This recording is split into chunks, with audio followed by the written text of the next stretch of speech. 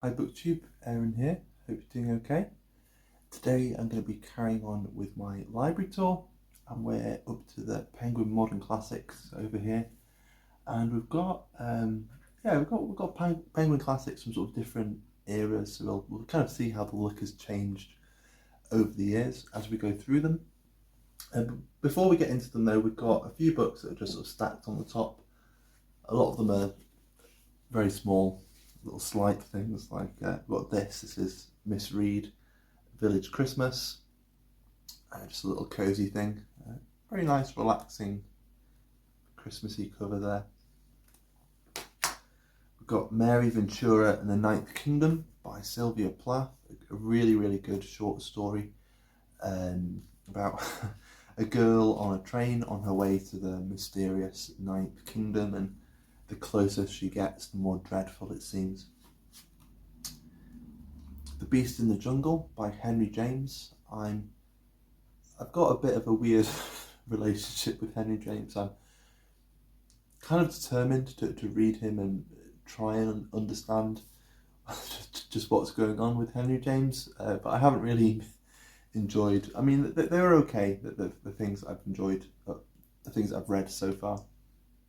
But I've listened to The Beast in the Jungle and thought it was quite interesting. But when I sort of listen to audiobooks and things, I don't always catch everything. So I'd quite like to sort of read it, see what I think.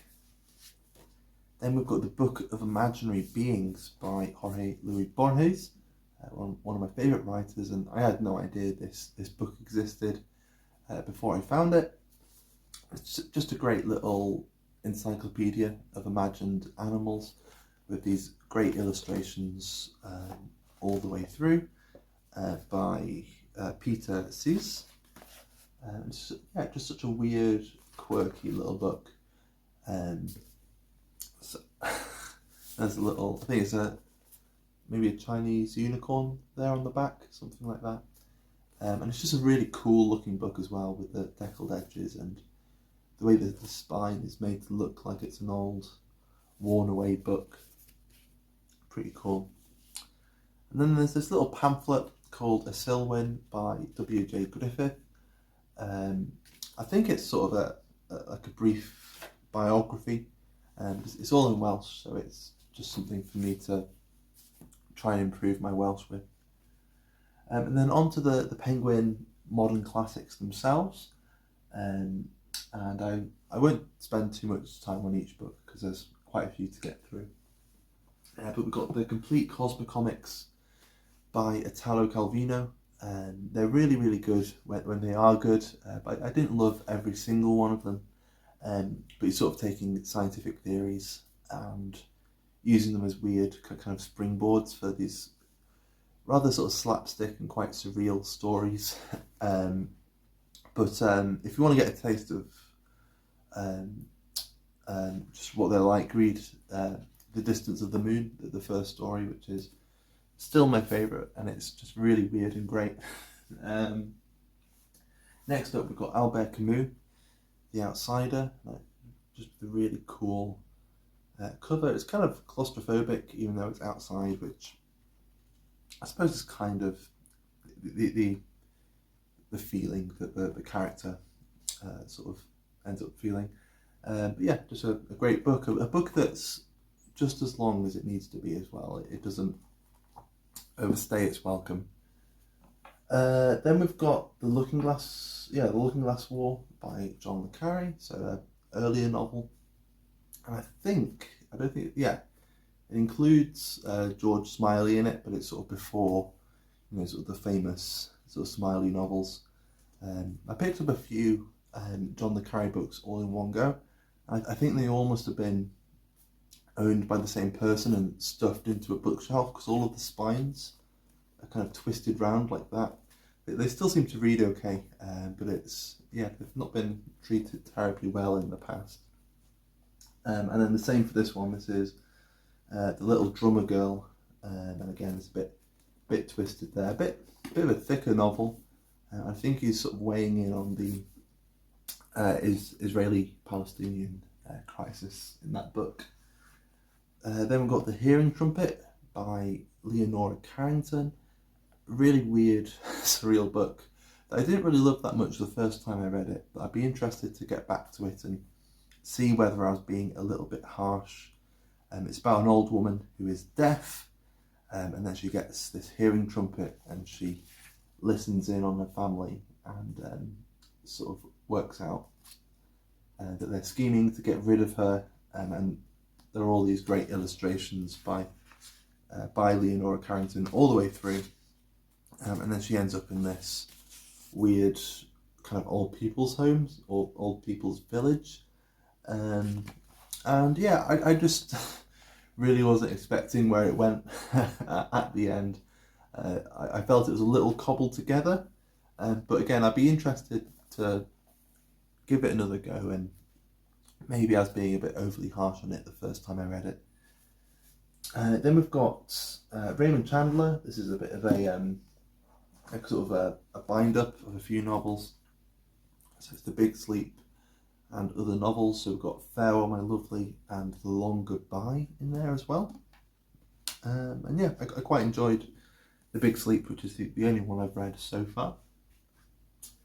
Then we've got Jean Cocteau, L'Enfant Terrible, which is again another weird, surreal book about a brother and a sister and this room where they play this weird game, and it's sort of, they're kind of controlling the world while they do it. And again, it's got this weird, it's just great sort of illustrations by Jean Cocteau all the way through. So I really quite liked that, it was good. Then we've got Alone in Berlin by Hans Fallada, which is one I'd really like to get to. It sounds interesting. It's set in Berlin during the Second World War. Then we've got The Beautiful and Damned by F. Scott Fitzgerald. I've been, over the years, reading through all of F. Scott Fitzgerald's novels, and I've been finding that I prefer each one as I go along. So this was really quite good. I really enjoyed it. I just preferred The Great Gatsby. And then I'm still to read Tender is the Night, so I'll see if the pattern continues. Then we've got Ford Madox Ford, Parade's End. I've just heard this is really, really good. I haven't heard tons about it, but what I have heard about it has been that it's just one of those great immersive books that's kind of summing up a certain period. So it's sort of late Edwardian and then World War One, and then the sort of aftermath of World War One. And so most of those have been, they've been fairly modern. So I'll just show you. So a fair few of them have been these sort of mint green, which I think are the more recent ones. I feel these are kind of what they're doing at the moment. I think my favourites are when they just have the white spine. But again, there's not a massive difference really between them generally. I suppose they've got the orange penguin on the white spine ones. So yeah, they're kind of my favourites. But I don't mind these ones too much. And then we've had a couple of the old grey ones as well, like The Big Sleep, and it was grey, which, they're okay, but they're not my favourites. And then with the Jean Cocteau, it's sort of a very early Penguin modern classic, and I have a feeling that must have been a bit more like the mint green colour when it was new. It's quite faded now. It's somewhere between the mint green and the grey. Anyway, then this is they must sort of just cycle through their colours, because this is mint green. And this is I suppose this is Penguin 20th Century Classics, so not quite the same as a modern classic, I suppose, if you're being picky about it. But this is Fragments from My Diary by Maxim Gorky. Don't know too much about this. I was just interested in just reading more Russian literature last year and kind of still this year as well. So I'll see what I think of Gorky, and they are just fragments from his diary. Then we have We Have Always Lived in the Castle by Shirley Jackson, which is a really, really good book. And again, sort of like The Outsider, It's one of those books that's just as long as it needs to be. It just tells its story with just great economy and intensity. We've got some James Joyce, Portrait of the Artist as a Young Man. I've said before that this is probably the only book to have ever given me a headache. There's a bit in the middle with a priest telling like a sermon about hell, and I don't know whether it was the sermon or the laundrette where I was reading it, but yeah, I ended up with a headache. And then we've got Ulysses by James Joyce, which I read a couple of years ago, and then the edition I had sort of fell apart, so I've got a new Penguin Modern Classics edition, which is an absolute brick, but it seems pretty readable. And then on to the last few now.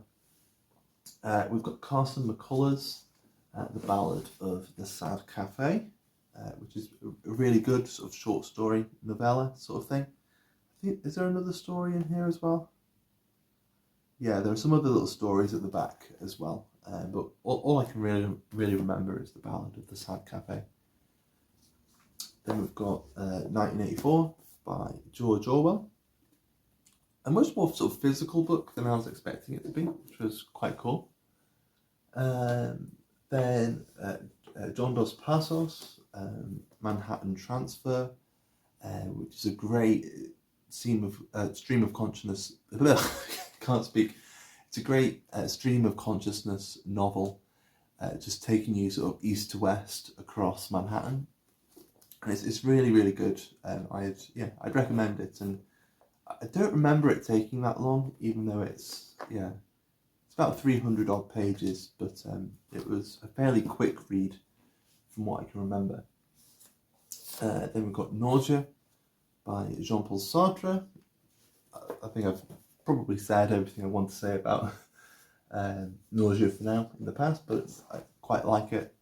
And then the last two are both John Steinbeck. We've got East of Eden, which I haven't read yet. I still need to read it. It's been on my bookshelf for ages. And it's interesting with this being a white spine one, and it was brand new when I bought it a few years ago, and it's since been sort of phased out by the sort of mint coloured ones. And then we have In Dubious Battle, which I don't really hear it being talked about that much, but I really liked this. I haven't read a ton of Steinbeck, but this was one of my favourites, and I have read. So yeah, I'll have to get back and sorry, just found a random little dead cows. Okay, there's a note in here that just says dead cows, and it's in a random spot in the book. I don't really know why I left that in there. But yeah, I read it for university, so there might be a reason behind it, I don't know. But there we go, that's the last of the Penguin Modern Classics. And yeah, let me know what you thought. Let me know which sort of iteration of the Penguin Modern Classics you prefer.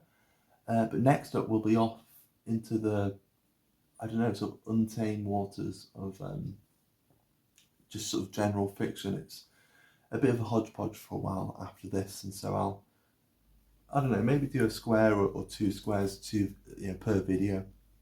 I want to try and get through the bookshelf fairly quickly, but when there are a lot of books in one video, it's a lot to do, so we'll see how it goes. But there we go. Thank you for watching, and yeah, I'll see you soon.